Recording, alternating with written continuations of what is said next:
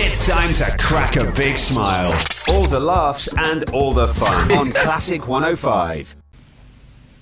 And it's important for us to have this conversation because I don't think anyone's going to be there to have your interests at heart. The Auditor General's report yesterday.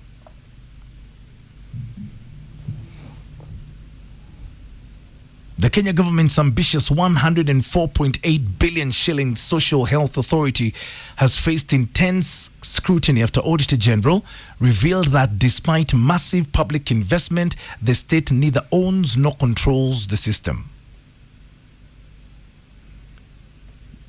This is what the Auditor General says, and I quote, "The ownership of the system components, and all intellectual property rights shall remain in the ownership of the consortium. This will severely limit the government's authority and oversight."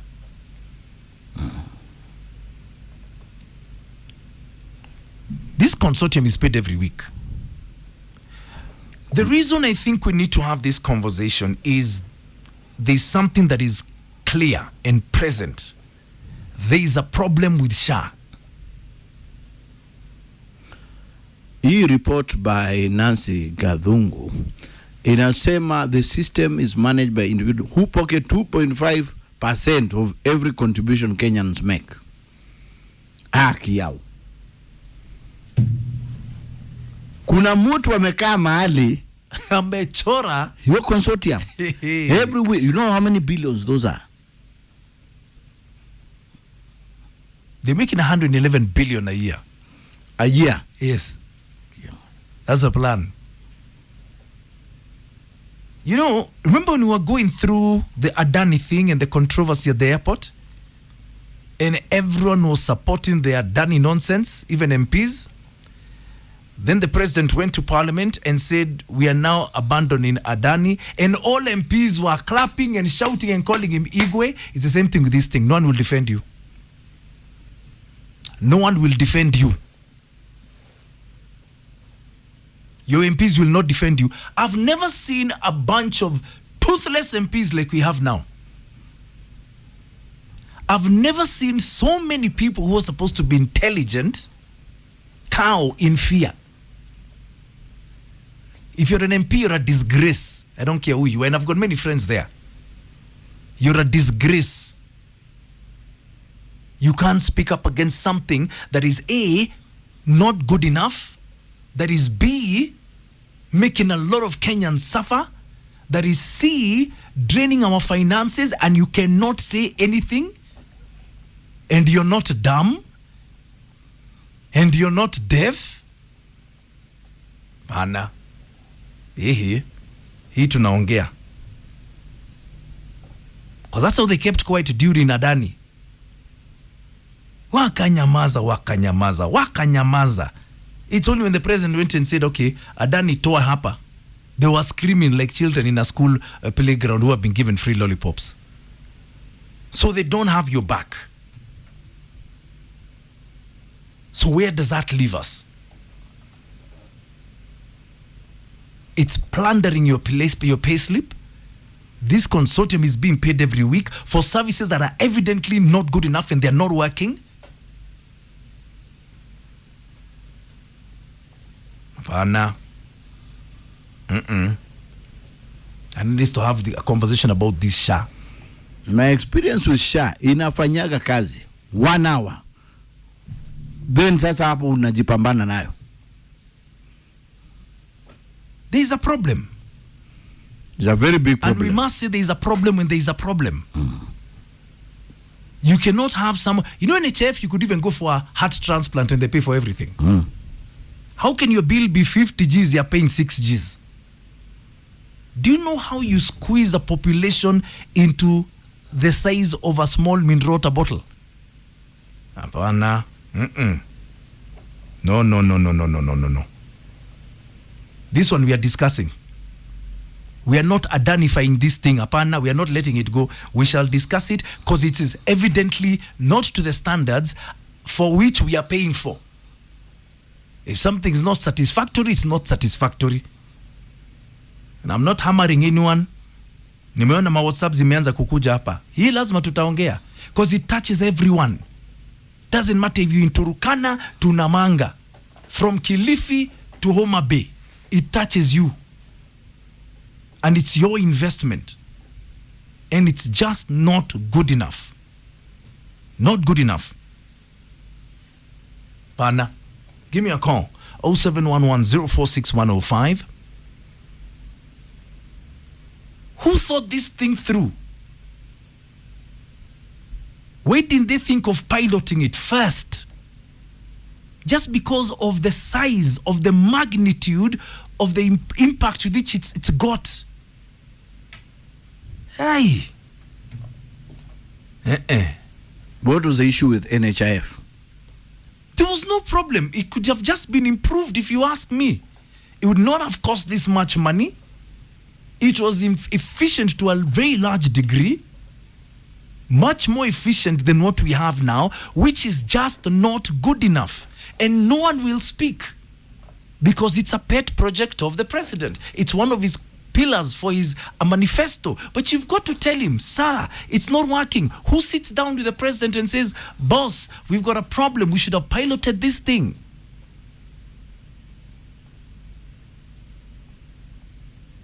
Tell him. Monarch, you're saying it was purposely designed that way. Oh my God. Give me a call on 0711-046-105. Let us have an honest conversation. Because it is the one thing that is our biggest investment.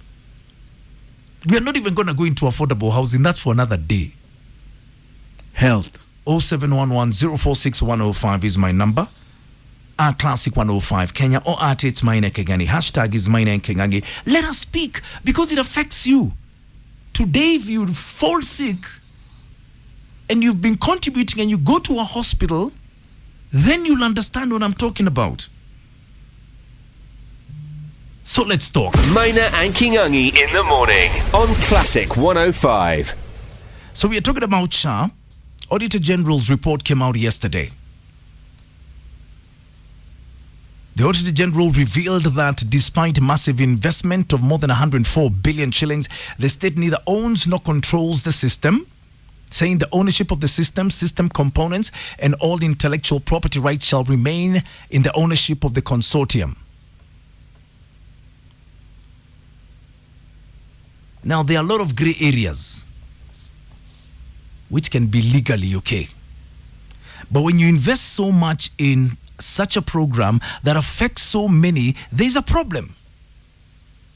And right now, SHA is not worth the money we are paying for it. It's a fact. You MPs will never say so. We watched them during the Adani debacle.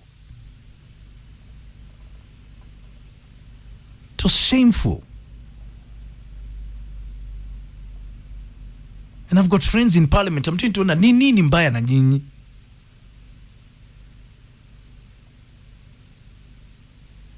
Booster Steve saying, mind that the only person who tells Ruto what is right and what is wrong is Kisii Senator Richard Onyonka. By the way, he's on Ruto board maneno ya Adani. You're sitting here opposite me in the studio, if you remember. Anatembea. The governor of Trans Nzoia. Yes.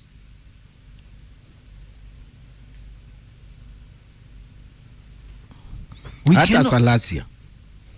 Good morning, Frederick Macau, Baba Magal. Say umenitupa, by the way. Ed Nyambok, good morning, saying, you know, Kenya should just be disbanded and everyone given his or her share.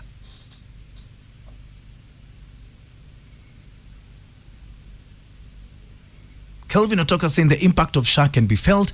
Two things you don't mess with is the health of a country and the taxes people pay. We are living under the protection of God. I'm just sick up to my top of my neck. It's painful to see my fellow Kenyans and me suffer.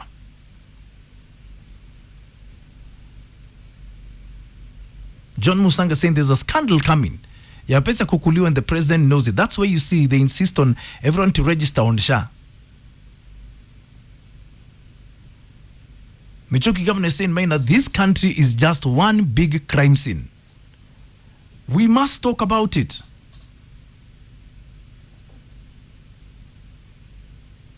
Hello. Hello, Mr. Maina. Good morning.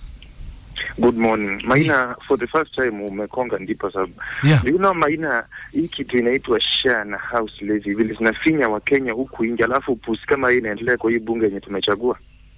Yeah. Yaani imagine kuna mtu wako mahali anafanya kazi kila mwezi anapata pesa, lakini hata ile nyumba yenye analipia ile house levy hata yeye mwenyewe rent anafungiwa nje, matibabu hawezi pata kwa hospitali. Alafu kuna mtu amekaa mahali anaingiza hizi pesa zimekaa kwa account, akicheka tu akituona sisi kama wajinga. Na hii ni kitu yenye nafaa by the way tukomeshe. Mimi hata nashangaa ukisema ati hapo kuna watu wanakutumia SMS kwa message kwa WhatsApp, wewe unamulika inchi. Na hii ni kitu yenye nafaa kila mtu akitolee kwa ile kazi unafanya. Sisi tunakupea kongole, ile kazi unafanya unamulika inchi. Hakuna vile inchi inaweza kuwa inaenda kuharibika ikididimia sisi tukiangalia. Matibabu ikifikia mahali, matibabu si kitu tunafaa ucheze nayo by the way. Hii ni kitu ya kwanza. Mtu lazima uangalie health kitu ya kwanza. NHF my friend, NHF ilikuwa smart. Kama kulikuwa na shida mahali, hizo pesa walikuwa tu waende waangalie waseme tunaifanya aje tuiboreshe NHF ifanye vizuri. Lakini sasa hii alafu hii imekuwa kitu ya SHA. Imekuwa hizi pesa zenye zinapatikana huko, kama kuna mtu amekaa mahali anaingiza pesa, anatumia hizo pesa kupea watu wengine, kupiga kelele na kutusi wengine, kuonekana kama si watu wenye wako na nia mzuri na hii nchi. Hatuwezi kuwa tunaelekea huko baadaye. Lazima Wakenya wote wapige kelele. Na ianze na mimi, na wewe, na Kingangi, na yule mwingine ako pale. Good morning, Mr. Maina. Good morning, sir. What is SHA? There are people, like now you go to hospital, it's just like I'm a rikiti. I'm a victim. Yeah. Tell me your story. I went to hospital. Yeah. And I was told by one of the doctors in the reception that the servers are not working. The doctor, if the servers are not working, how can you help me out? Because I had a very bad loose motion, which I had food poison. Yeah. So when I went to one of the nurse, he told me, what we can do for you, do you have some money somewhere which we can take you a test in the laboratory so that we can, but the same the servers are back is when we confirm we redact the money from the other side. Yeah. Nikauliza now, for me, I don't know what to do. You treat me, then money itakuja baadaye. Nobody, the nurse left me on the table, on the bed. He went to another room. The next, another doctor came and ananiuliza the same question, tukusaidie aje? It's just like marikiti. This SHA doesn't, to me, we don't know what is SHA. In fact, I was so confused. I don't know what I was to do. Our leaders are not talking anything to do anything. So, SHA, me, I don't know this animal, SHA, what is it? And I've been deducted money from my Okay. Mimi, totally SHA, I don't know what is it. Asante. Oh, wow. Okay. You know, this is a conversation we must have. There's something broken. And it's important to say when something is broken, it's broken. And your MP will not, because they're all cowing in fear, as we shall speak, because it is your money. It is not their money, it is your money. Don't get distracted. Only one conversation matters. The fun conversation with Maina and Kingangi in the morning. Classic 105.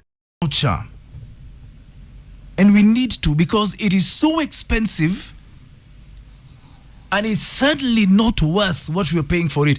Absolutely, certainly not worth.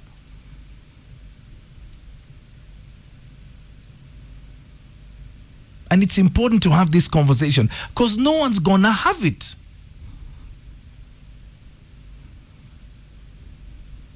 Elvis Kibet saying, leave alone the ownership of the SHA system. I was forced to go and register for SHA in late January. The only pending process was to change my phone numbers, only to be told that the systems are down. I just lost hope, and yet it was an urgent matter. Sijawai rudi. Then now what happens? Jennifer Kanyiri is saying these deductions are hurting Kenyans as they are not put to good use as required.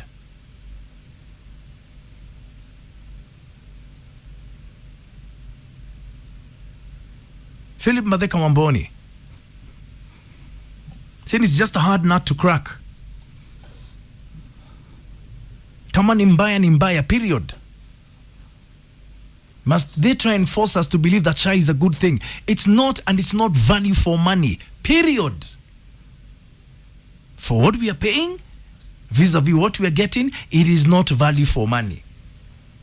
And MPs and presidential advisors, if you will not tell the president this, I will tell him this morning. SHA is not worth the money we are paying for it, Mr. President.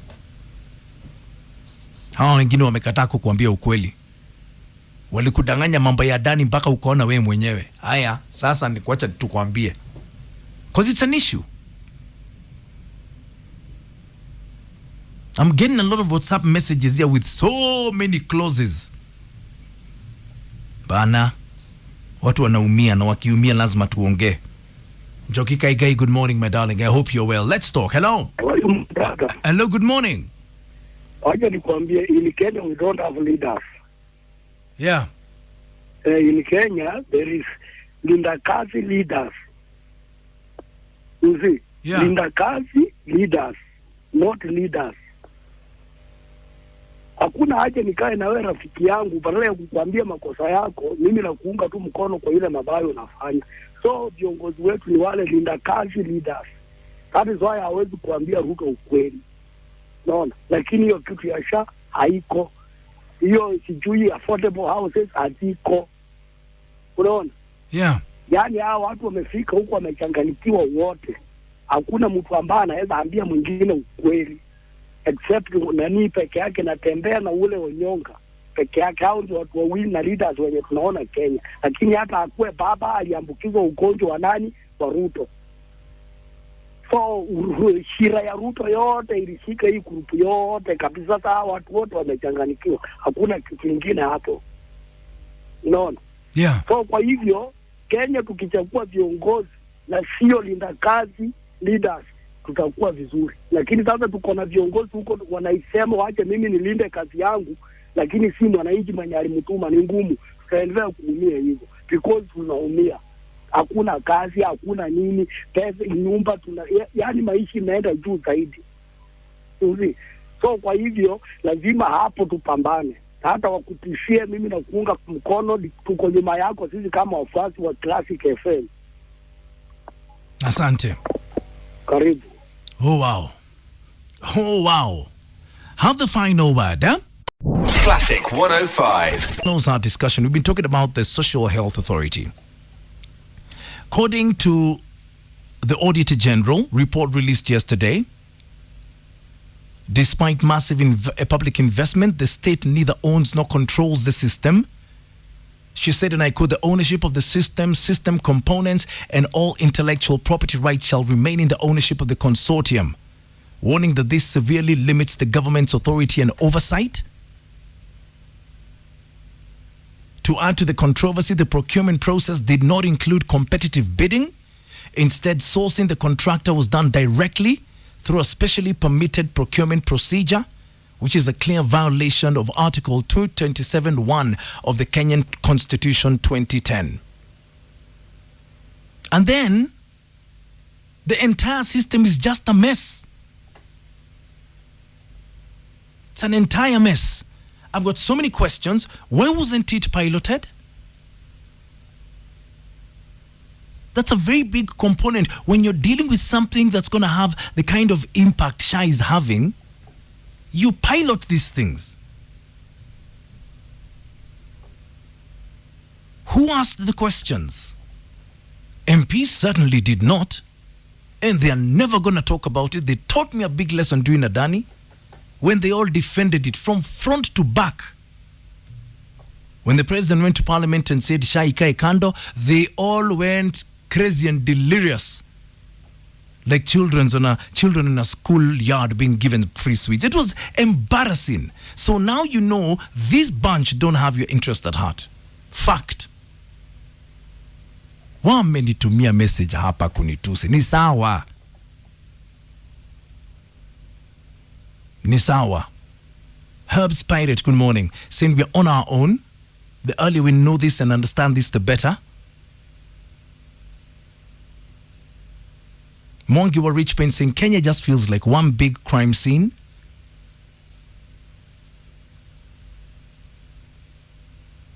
But what is sad is that it's such a big investment and it's nowhere near the value we are getting.